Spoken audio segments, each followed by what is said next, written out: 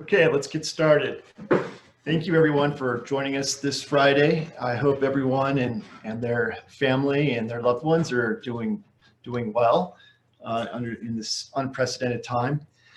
And thank you for those who are taking the time out of what's really turning out to be a very busy time for a lot of policymakers and the staff that support them. It seems to be kind of my whole life has gotten much more crazy and chaotic as time goes on, and it's unprecedented, but happy to be doing this work, and this is important work. Couple housekeeping points quickly.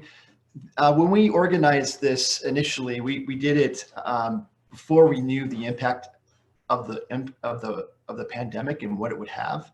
And as things worsened with the pandemic, and the economy began to become also impacted by the fallout of the pandemic, it became evident that states, as they approached finance reform, wouldn't be doing so under the same or similar circumstances, and that we really needed to rethink the way we will approach changes to our funding formulas and to ed finance reform kind of writ large, particularly because state revenues are being incredibly impacted by all of this. So we kind of retooled this time as more of a conversation for everyone instead of more of like a informational webinar.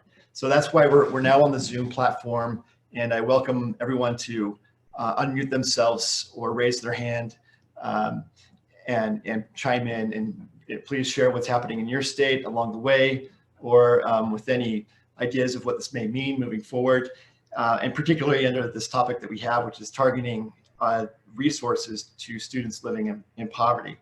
And I also want to give acknowledgement to the fact that living in poverty is different now, that it's also students who are impacted by the pandemic. And there we've seen some overlays. And if we have time, I have some maps to show some of the overlays between students living in poverty and those who are impacted by the pandemic that I have from the city of Denver. So with given that, we also have at NCSL, we've been hosting these virtual meetings twice a week for all of our, for legislators and for legislative staff and for our partners. And we have another, they've been hosted Tuesdays and Fridays. And the Friday one is right after this one, and it's on the state budgets. And so at the end of this, I will be posting a link to that meeting. And also you'll be getting an email halfway through this with a link to that meeting. So please feel free to stay on for that. I apologize for having to leave this meeting and get onto a different Zoom meeting. It's my fault I haven't mitigated this technology the best as I could have at this point, but please, I think that will also be a very interesting conversation. We have Erica McKellar from our fiscal staff at NCSL talking about what she's seeing in terms of state budgets. So those are the couple housekeeping items.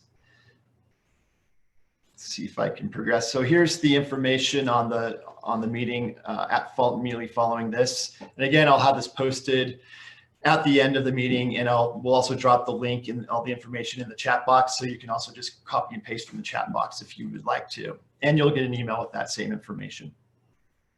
So the way that we are organized for this next hour of welcome and introductions, and then we're fortunate to have Kristen Blagg at the Urban Institute share her work and her research and her observations around the country on how states have been targeting their education dollars towards students living in poverty. And so she has lots of great information and is really our go-to person on this and around the country who knows a great deal about all the different ways that states have been utilizing, and she'll talk about how this has changed over the last few years because of a federal law that's changed.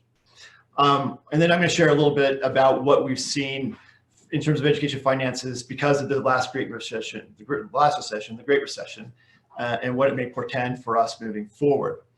And then Mike Griffith, who many of you know, who has joined us at some of our meetings before, will be joining us, and he's joined Learning Policy Institute, and he's done some work already for them on what we might expect moving forward in terms of education finance.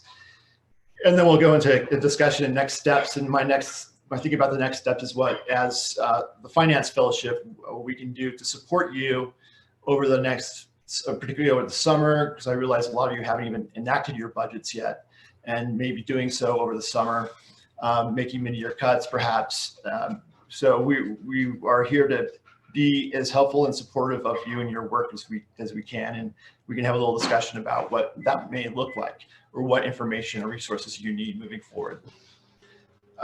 So moving on then, as I said, we did initially set this up as a webinar and invited a wider audience to participate and listen to this, but because we've moved it to Zoom, there's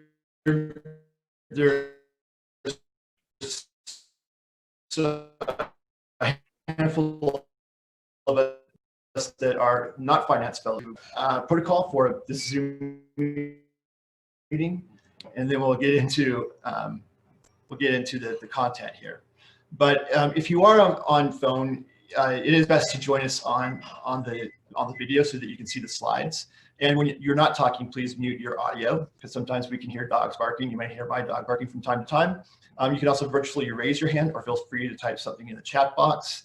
And then please keep your screen sharing to zero, absolute zero minimum. I've already been on one Zoom bombed call, and it was very interesting. So please don't Zoom bomb us. And lastly, we are recording this, and we'll make it available to the fellows. So for those of us who couldn't join today, they can go back in and listen and check this out. So instead of going through and saying hi through all of us, but we can do that at the end. But this is just a little bit about the Finance Fellowship. We've been meeting since September 2017. There's 15 states and 29 fellows in this, and this is a partnership with the Learning Policy Institute, which was headed by Linda Darling-Hammond. She's a professor emerita at Stanford University, and really one of the most well-regarded education researchers in the world. So we're lucky to have her and her organization partner with us on this effort.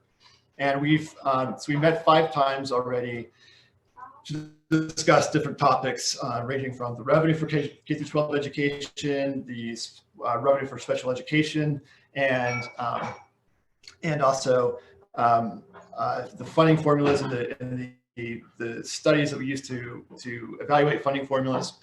And we are planning to move forward for another 2 years, at the end of which we're going to write a publication about all the nuggets and principles that we've gained and garnered along the way.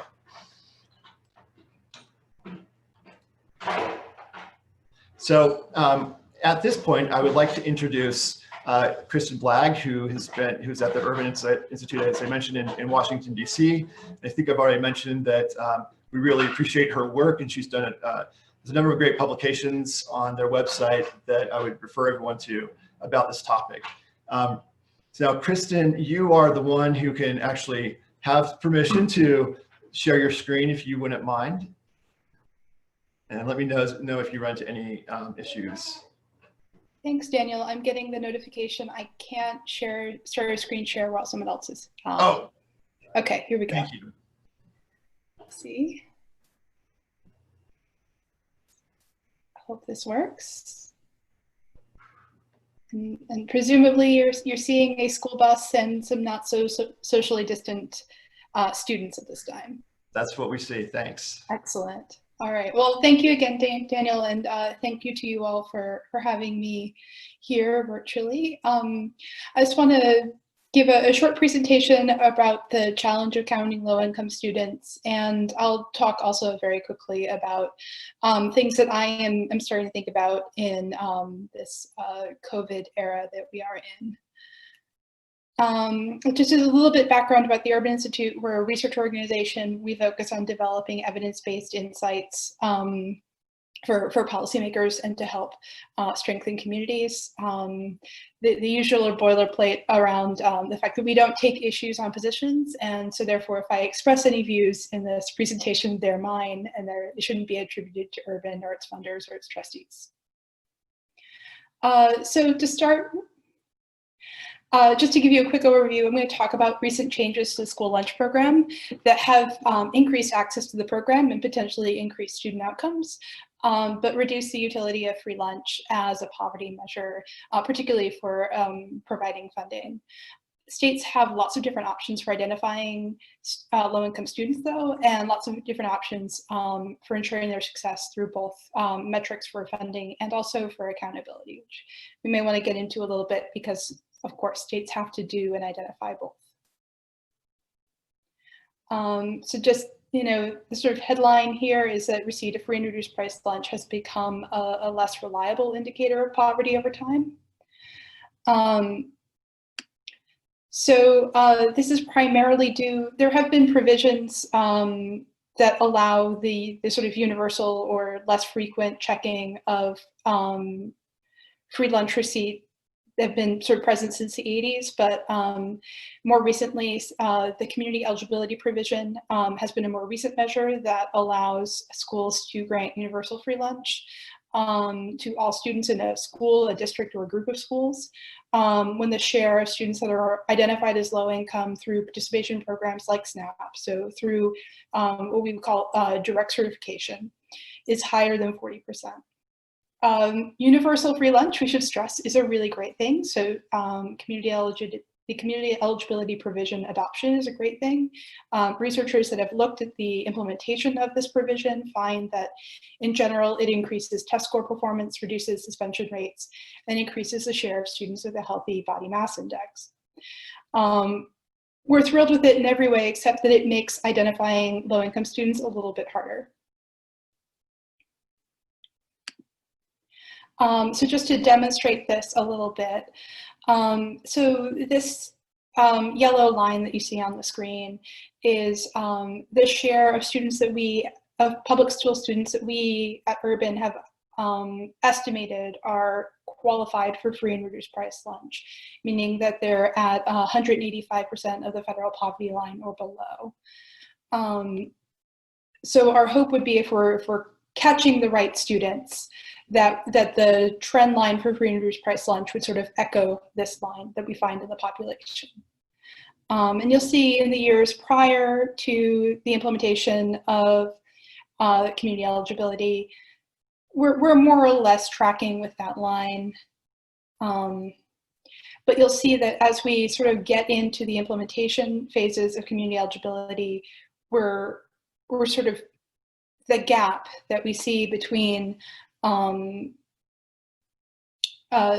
what we think of as a share of low-income students in the population and the share that are identified as eligible for free and reduced price lunch is getting wider.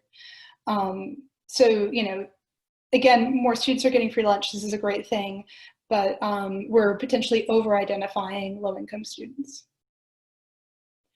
Perhaps as a result of this, states are really quickly recalibrating what data they collect and report up to the federal government.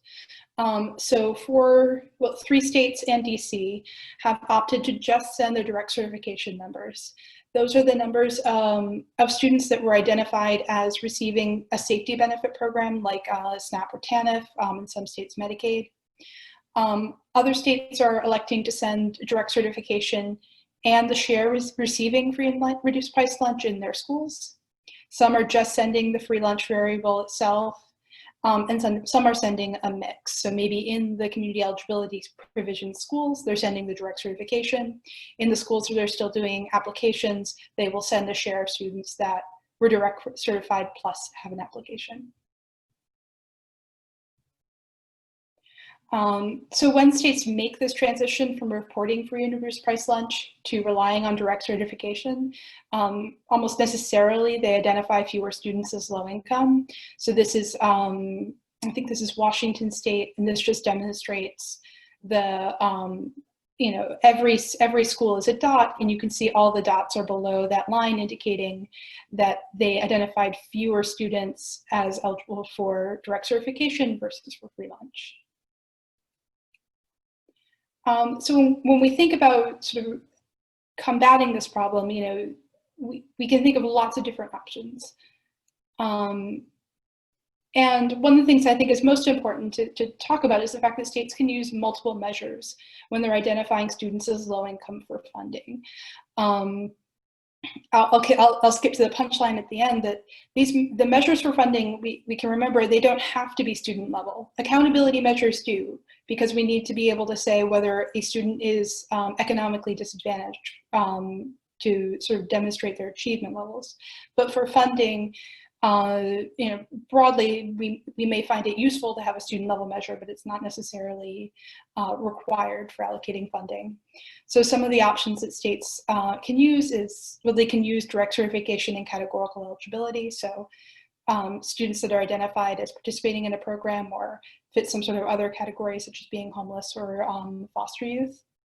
They can also use the receipt of free lunch, regarding that it's something of an overestimation.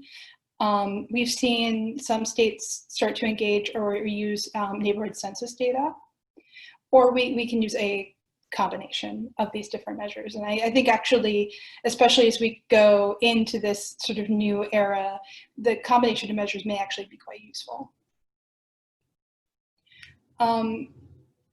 So one of these measures are geographic measures, which give you that sort of aggregate funding, poverty level data for funding.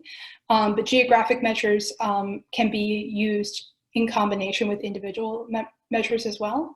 So a couple states use district level census estimates of student poverty, but those are probably best when school districts are really large and few students travel outside them.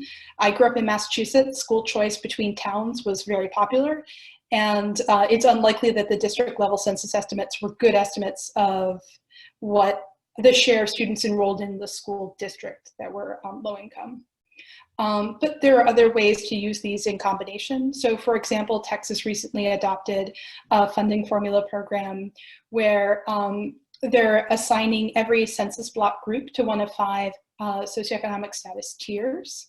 If you're eligible for a free and reduced price lunch, they assess what type of neighborhood you live in. If you live in a census block with a lower SES tier, you get a larger weight for funding than if you live in a census block with a high SES tier. So if you have 2 students, one of whom lives in a block with a higher share of students with some college, of families with some college, or a higher share of income, of average income, that student might get less of a weight than a student who lives in a lower SES block. Another strategy that's emerging from the Department of Education is what they're calling their SIDE, Supplemental Poverty Measure. It's very similar to the Texas-based approach, where they have, instead of using these block level estimates as you see in the map here, what the Department of Education is doing is actually creating what they call a geostatistical surface. So it gets a bit more granular sense of what a neighborhood might look like for a student based on their address. So this is something that I know is under development, that has been talked about as a potential for better understanding the context that the student is coming from, particularly their economic context. And of course, when they're allocating funding, you not only choose the measure, but you choose how to implement that measure. So many states just use a flat per student funding weight, but other states such as Nebraska and Massachusetts may account for concentrated poverty. Nebraska uses a sort of aggregated weight that every 5% up you go in the share of low-income students, the higher the factor is that's used. Massachusetts assigns its schools to deciles, and when you get into the upper tiers of the deciles, you get proportionally more.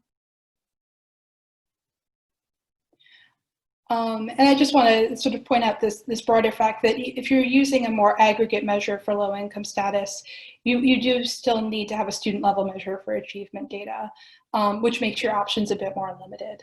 I think this is a point that's important, especially as policymakers are thinking about whether to use the same measure for both.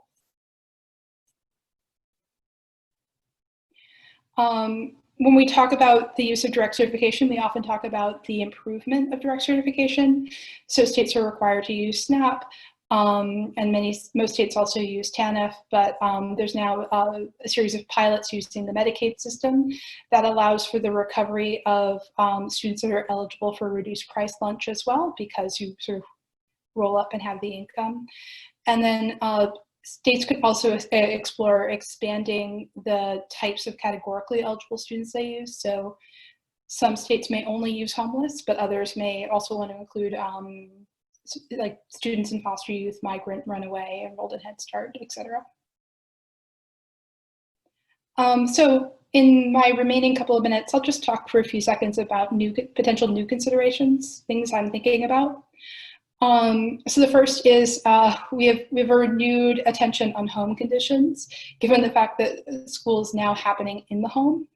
And if remote learning continues into the fall, this may be a factor that policymakers want to consider when they're thinking about where to allocate their scarce resources. I just want to quickly point to a report we put out earlier this week, where we were mapping different types of student needs, such as crowded living conditions, parents working in economically vulnerable sectors, linguistic isolation, and other factors that we think might be particularly relevant in this time of remote learning. Another thing that I think Daniel, you mentioned in the beginning, which I'm also thinking quite a lot about. One of the great things about direct certification is we are able to very quickly capture families newly experiencing poverty. So if a family signs up for SNAP now, a school district should be able to link to them and identify them as low income in their system. This prevents the filling out of other forms and things like that. So direct certification is going to help us understand school and district changes in free lunch eligibility. But we may need to distinguish between temporary financial need that establishes that comes from the closure of a given business for a short period of time, with more prolonged need. And that is where census data, like from the American Community Survey, may be really helpful. We have all the data on what the pre-COVID economy look like neighborhood by neighborhood, and that may be useful to us as we're thinking about where to allocate those scarce resources. And finally, the sort of last thing that's been kind of in my head, and I'd love to hear thoughts as well, is obtaining accurate head counts may also be a challenge, especially as we roll into the fall. So thinking about contingency plans for updating school enrollment counts, thinking about potential shifts in school enrollment. This may be especially salient for states that have large virtual charter school sectors, or like where I grew up, have lots of district choice. Just another thing that I am thinking about as we roll into the summer and the fall around how to count students accurately and get the resources to students in most need. Great, and with that, Daniel, I don't know if we have enough time for questions. I know we have a lot to get done in a short period of time. Thank you so much, Kristen. There is a lot of evocative information there. I think we should certainly entertain questions now before they leave the minds of our inquirers. Does anyone, you feel free to unmute yourself or type into the chat any questions you might have before we go into kind of the next segment of this conversation.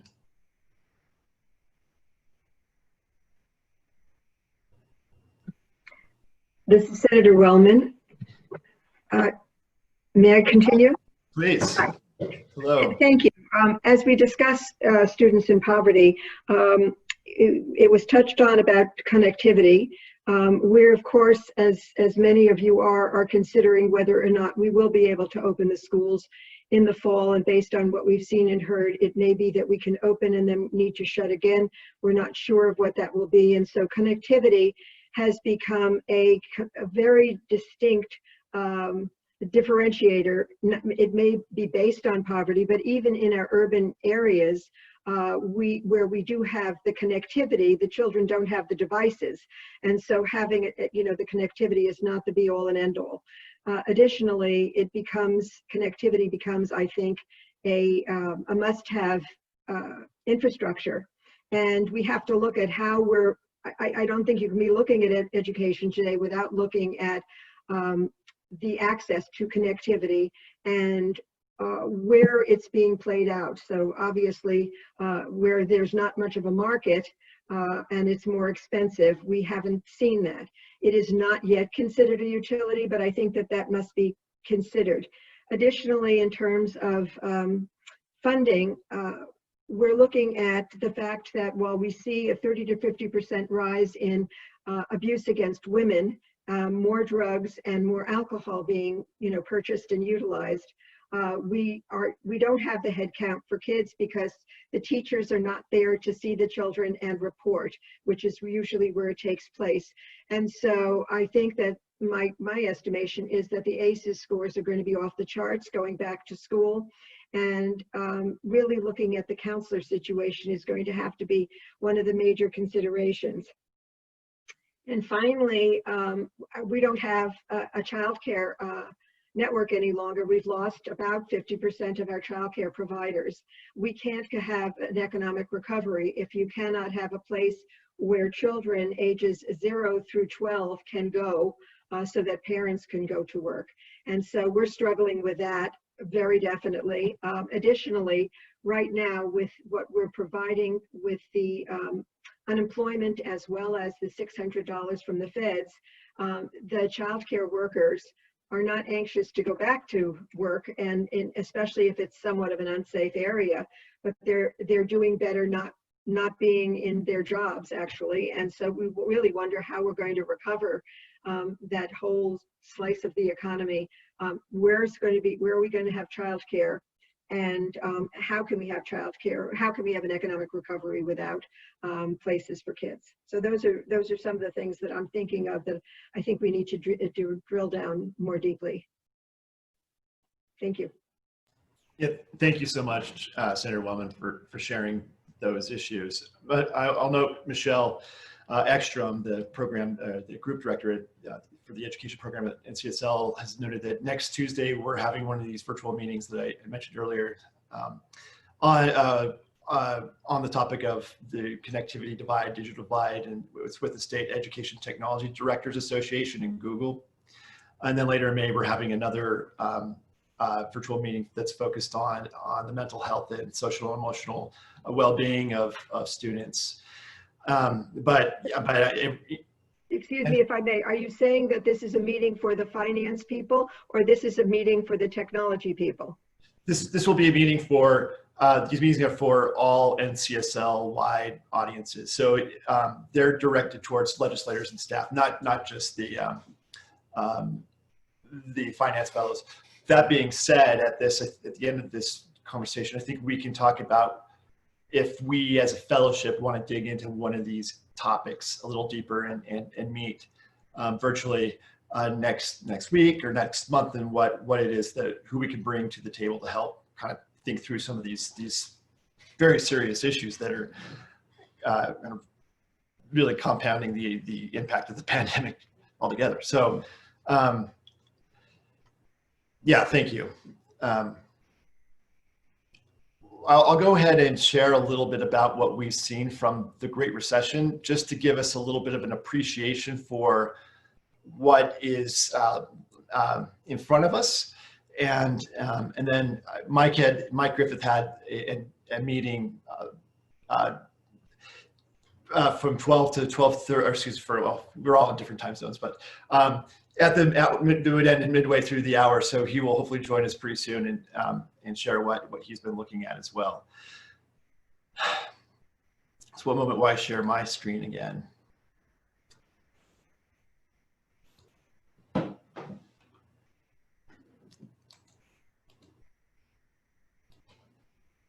And one of the things that we do know, of course, is that the impact of the Great Recession was unprecedented compared to the Great Depression.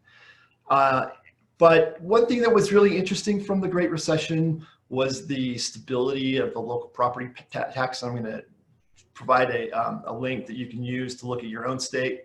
to see some of the impact of your state revenue. Fortunately, we don't have this kind of granular data for states. This is from the U.S. Census Bureau, the quarterly state and local revenue tax information.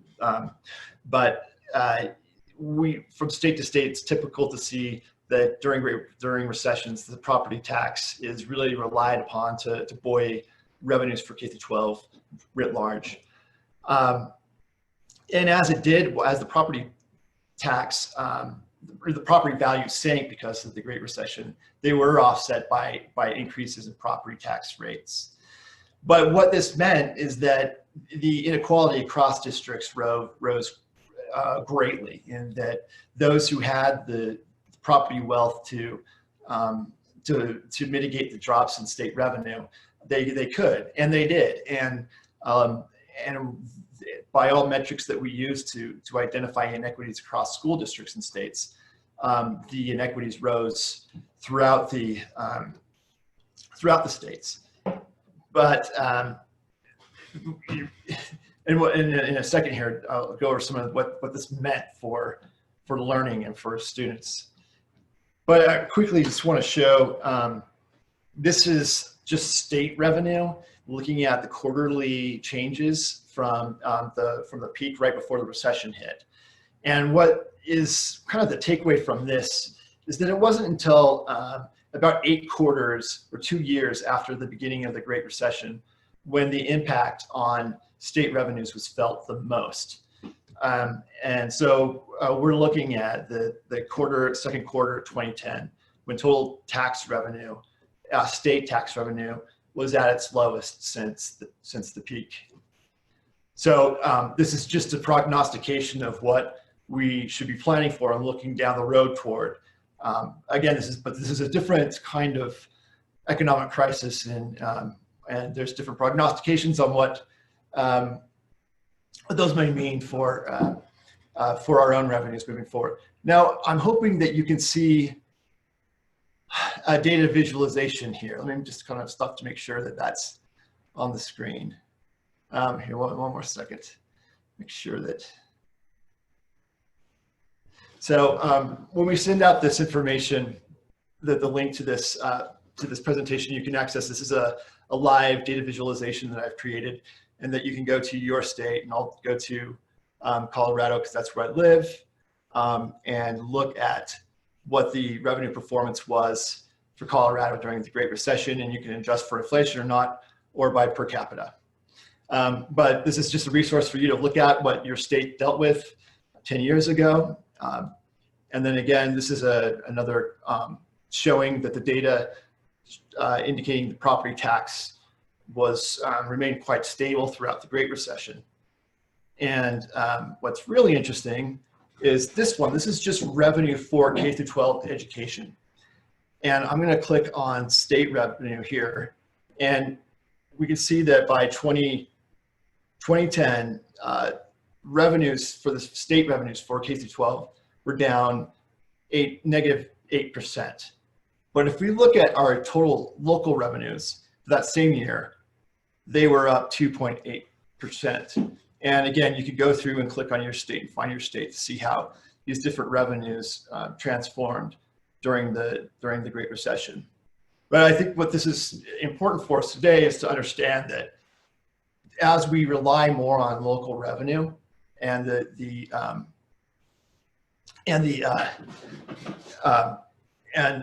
we're asking property taxes to play a larger role, the impact is exacerbating inequities from across district to district. And one last slide to share. 1 second, please.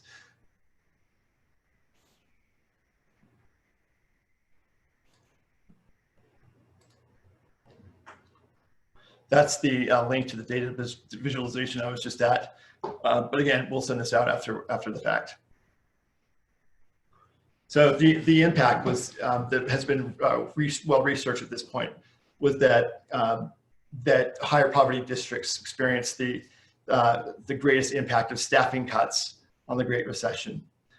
And then also from what's interesting was that on the student impact on students' achievement, some researchers, Kenneth Shore at Stanford, found that the Great Recession significantly reduced the math and ELA achievement, and that the lack of achievement, or drop in achievement, was concentrated among districts serving the most economically disadvantaged and minority students.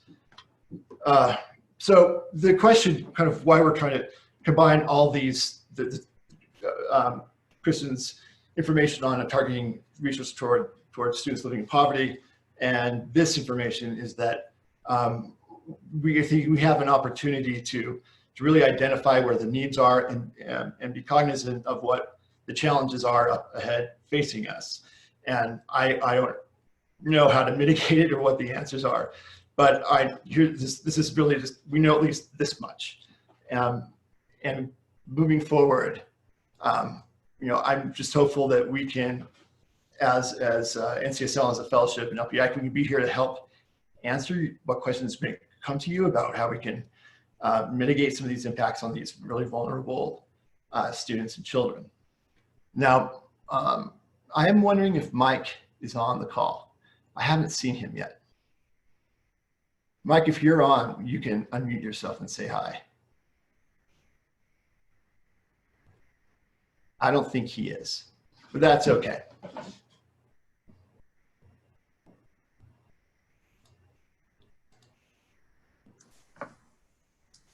Hey, Dan, it's Michelle. Mike is not on yet. Okay, thanks. Well, that's fine, because we have 20 minutes left, and I'd really like to hear any impressions or thoughts that you have, seeing what's coming down the pike for you in your states, or whether you see opportunities or only disaster mitigation, or but also, more importantly, if there's anything that you feel like we could help you, or any resources or information we can bring to bear for you. Senator Wellman, I appreciate talking about the digital divide and the impact on students who may be suffering physical abuse at home that we just are not seeing anymore. There's all kinds of things like this that it's hard to keep track of it all, but so whatever we can do to be helpful and help you think through this is kind of my offer right now. And so I'd love to hear your thoughts, or your, oh, there's Mike. I mean, you could pause those thoughts, and then we'll hi, Mike. Thank you for joining us. And hello. It's nice to be here. Well, we'll just pause that, and I want to say hi to Mike Griffith. He's a longtime friend and a friend of the Education Finance Fellowship. He was at our first meeting and a couple of our other meetings. Mike has joined Learning Policy Institute, and one of the things he will be doing while working there is helping staff and support the Education Finance Fellowship. Mike, we would love to hear kind of what you've been looking at, some of the research you've been sharing through vis-a-vis LPI's Living in the Time of COVID blog, and any other bits of wisdom you might like to impart. We just heard from Kristen Blag, about the way that we're trying to identify and target students, particularly in this time of COVID. And also I shared a little bit about what tax revenues, what happened to tax revenues and revenues for K-12 education during the Great Recession. And that it didn't look good, and that we relied a lot on property taxes, and that exacerbated some inequities, and then and it also impacted disproportionately student learning. So it's a fastball pitch to you, Mike. So I'm in my 5th day here at LPI, and I've already written 2 blogs, each one more depressing than the last, but it gives you an idea, and I think you all know this. We're looking at some difficult times. We don't know right now how bad it could be for education, so I've set up the blogs to both have interactive tools, and if you want to take a look at them, they're both on the Learning Policy Institute site. Or you can take a look, Education Week printed both the, printed a story about this, and they have the interactive tool on their website too. We're just trying to get a handle on this right now. What is it going to mean for states? We're hearing cuts anywhere from maybe 5% on the lower end all the way up to 30% on the higher end. And just wanted people to see what would a 5% cut versus a 30% cut mean for their state. And, you know, one of the other things we're looking at during all of this is what are some of the added expenses? We haven't had anything we've written on this yet. It probably will come out next week, but we know there are added costs right now because of all of this. So we're looking at things like increased connectivity costs for students. More and more we're hearing food service being an issue, that in a lot of communities, the school is the only sort of food service provider for low-income kids. And a lot of these places have stepped up to provide more meals, but there's a cost there. And then what can we do about the what's being referred now to as the COVID-19 loss, where students might be falling back because of all the implications of changing over from in-person learning to online learning. We haven't come out with that yet, but we're taking a look at it. Again, we would set it up so you could take a look at it for each of your states and maybe see what different projections would be and different numbers would mean for your own state. So yeah, it's a lot of just trying to get ahead of this as much as we can and to provide things that will help all of you to do your jobs.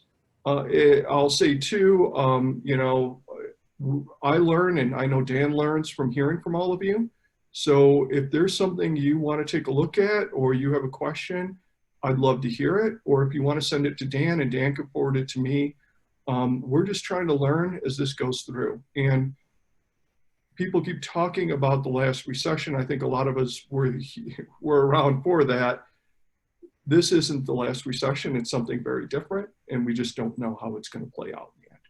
So not to be too depressing. I mean, the good part is I'm glad to be here and I'm glad to be working with all of you again. And I'm looking forward to it. And, you know, I'm looking forward to these meetings, but also to having communication with you throughout the year. So anyway, that's my spiel, Dan. So, and my hair is crazy like everybody else's. So it has been 7 weeks since I had a haircut.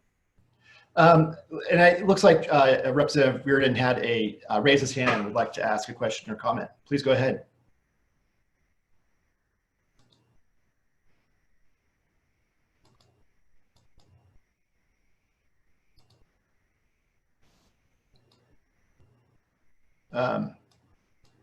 Hopefully I can.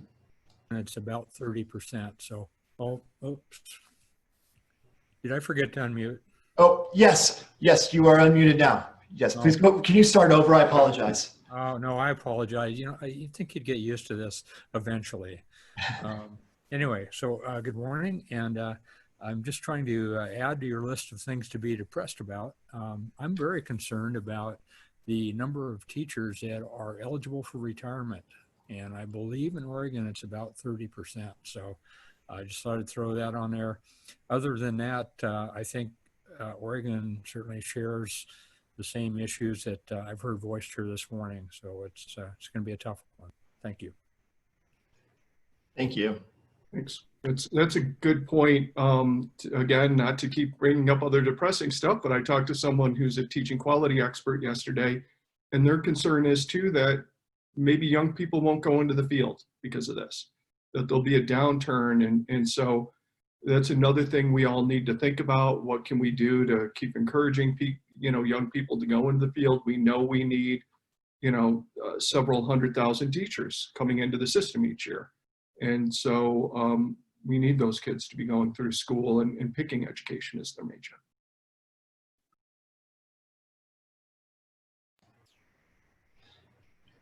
No, back to the question I posed right before Mike jumped on, and I'll just restate it again like this, and that is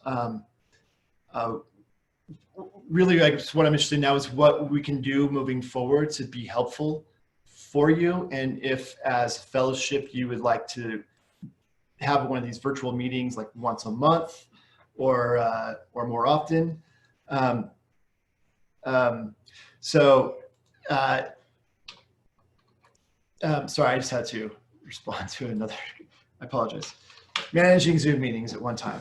But what it can look like to be helpful for you, what can we provide? And if anyone would like to comment about whether these Zoom meetings would be helpful or to have them more often, who would you like to hear from?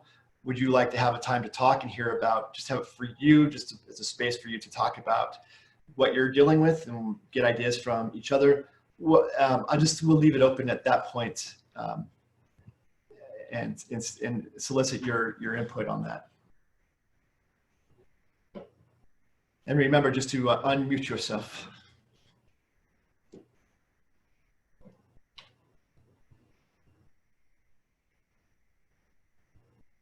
This is Senator Wellman again. So I always enjoy and get quite a bit out of hearing from other states and what they're doing. You know, there's always a certain amount of, wow, we didn't think of that, but that's, you know, that's an interesting and potential area that we should explore. One of the, not to add to your complexity, but I'm now seeing that we can go into breakout rooms. And so it is possible for us to get together and to go off into various rooms with being able to chat with on various topics on people from other states. And I think that that's, you know, extremely helpful. And as I had indicated before, and I think that Michael aligned with my thinking, is that we have to see the system. It's an entire system. It includes really everything, not just the teachers and whether they will retire and who will come, you know, in board. What kind of professional days do we have to offer in order to get teachers who are already in the system feeling very comfortable with the technology as we move in this direction? There are, you know, there are many other things. The cost of devices, the accessibility of devices right now. Amazon made a contribution of 7,000 or 8,000 devices to the Seattle school system. They had to scrounge for those devices because of import-export tariffs, et cetera, and the disruption in China. It's not that easy, and immediately upon the, you know, the beginning of this COVID-19 in the United States, those who could went out and bought their devices immediately, recognizing that they would be, you know, required during this period of time. And so the market dried up. So even just getting the connectivity out of there, if we have to do distance learning, we've got to make sure that somebody is funding the connectivity. And while hotspots are good, the Wi-Fi hotspots, we've now deployed 150 across the state of Washington. We really have to ask, what do you need to be able to do, and make sure that kids everywhere can do that. And that may mean not just 25 down, 3 up, it may mean something very significant, so that we have to ask ourselves, what do kids have to be able to do, and then fund that. So we can't just look at finance, obviously, from a financial perspective. It's what does the system look like that we're funding?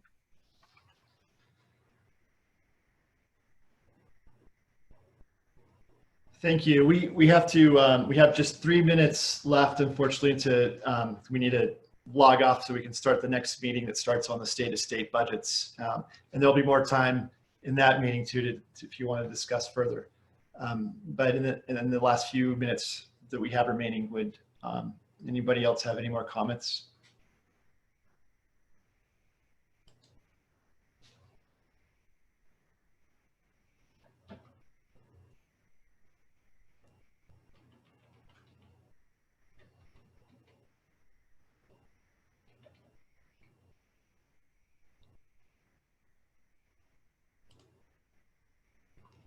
Hearing none,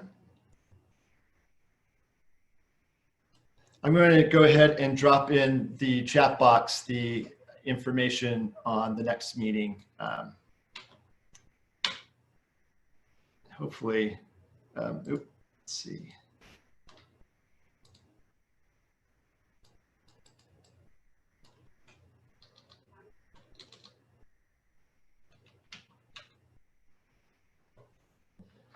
And hopefully everyone in the chat box can see that, and then you can go ahead and copy and paste that link into your browser. And then I'm going to hop off this and we can hop on the next one. thank you for joining us. So please reach out to me too, because if we can make this a more regular thing, if you'd like that, I would like to know, and what the content would be, and who we can bring to